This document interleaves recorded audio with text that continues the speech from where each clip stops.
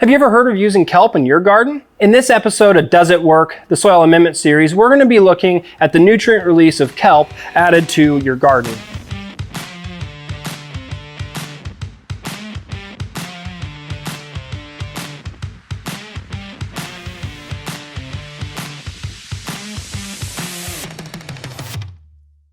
So the kelp product we're using today is commercially available, and the NPK on the bag is going to be a 1.12 with no stated sodium in this product. Some kelp products may contain sodium. So this is 1% nitrogen, 0.1 or 0.1% phosphate, and then 2% potash. So if you're in an organic situation and want to be adding potash, this might be a good source for you. What we're going to be doing is having an untreated control of our typical garden soil. This is our simulated raised bed. We're going to put that to the side. It gets no additional nutrition. Here in our next simulated raised bed, we're going to add the equivalent of 10 pounds per 1,000 square feet of kelp meal. In our simulated raised bed that will receive the kelp meal, we're going to apply it at an equivalent rate of 2 pounds per 100 square feet. Now, why did we choose that rate? That's the high recommended rate on the fertilizer we purchased. So we'll be adding that kelp meal to this container in the equivalent of 2 pounds per 100 square feet. We'll incorporate that and irrigate that in. After a period of time, we're going to run an analysis on the nutrient release and compare that back to our untreated control that got no supplemental soil amendment or fertilizer.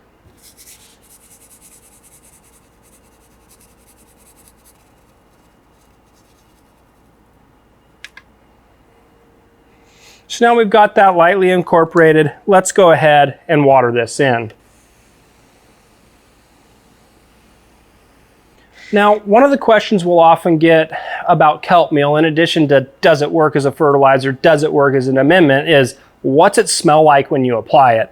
As I smell this, it's very subtle. But as Rob puts it, it smells a little bit like low tide. So it's not an off-putting odor. You know, I'd be happy to add this to my plants indoors as well. But there is just a slight aroma of the ocean.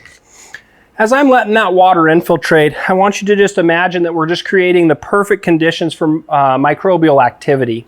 So when we have good moisture and we have good soil temperatures, which we do in the high 60s, low 70s right now, that's going to enhance that biological activity. And remember, it's those microorganisms, the bacteria and the fungi that are going to work to basically eat up this kelp meal and provide those nutrients. Now that we've watered our raised bed in that got the treatment, now we're going to go ahead and water that untreated control with the same amount of water.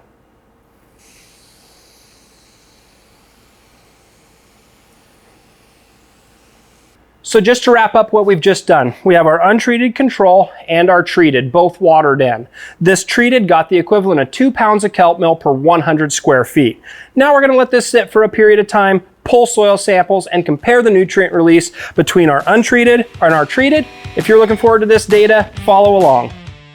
Hi, I'm Matt, and welcome back to Soil Lab. We have fresh data for our Does It Work Soil Amendment series. Right now we're going to look at kelp meal and see if it works. So let's go ahead and look at our overview or our sample comparison of our untreated soil to that treated soil that received kelp meal at the recommended rates that we discussed. One of the most notable things that I'd like to start with or lead with is with one of our primary macronutrients, and that's nitrogen. We did see a pretty good decrease in our available nitrogen. Now, is this alarming? Not necessarily.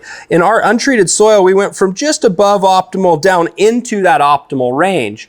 Why is that? Well, when we dive in and look at the numbers, we'll see that of the total nitrogen, it was actually that nitrate that was decreased. So that's called a nitrate depression, and it's pretty common when we put organic products into the soil. Our microorganisms consume that nitrate so that they have enough nitrogen to break down the carbon.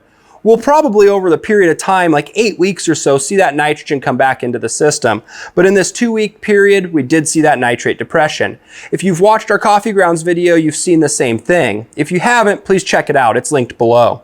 Some of the other notable things that we see here on this comparison chart is that we saw those slight increases in iron, manganese, and zinc. So we did see these slight increases in those trace elements or those micronutrients.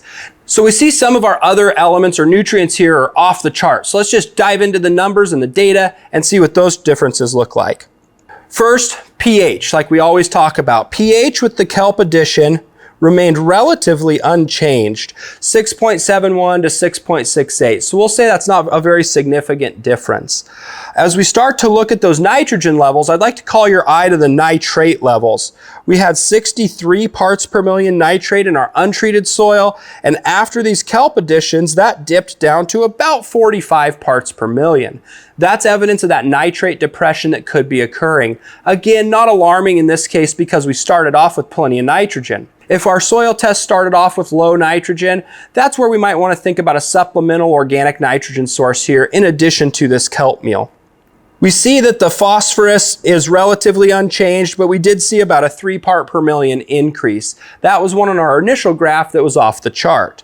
We see with potassium there was a slight decrease, but again, we had a surplus of potassium to begin with, so no concern there. The sodium is what we want to pay careful attention to when we're using kelp meal. And so we started off with, about 77 parts per million of sodium, and that increased to about 100. So that's a significant increase in sodium.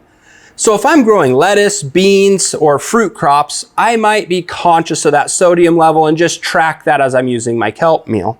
As we look at these micronutrient numbers, like we saw in the chart before, we see those slight increases across iron, manganese, and zinc.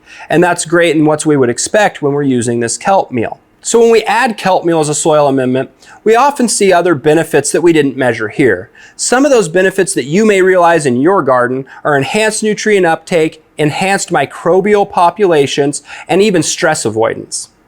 So, does it work? I'd say yeah, kelp meal does work, but we have to be conscious that we may see reductions in nitrate immediately, increases in sodium, and slight increases in our micronutrients.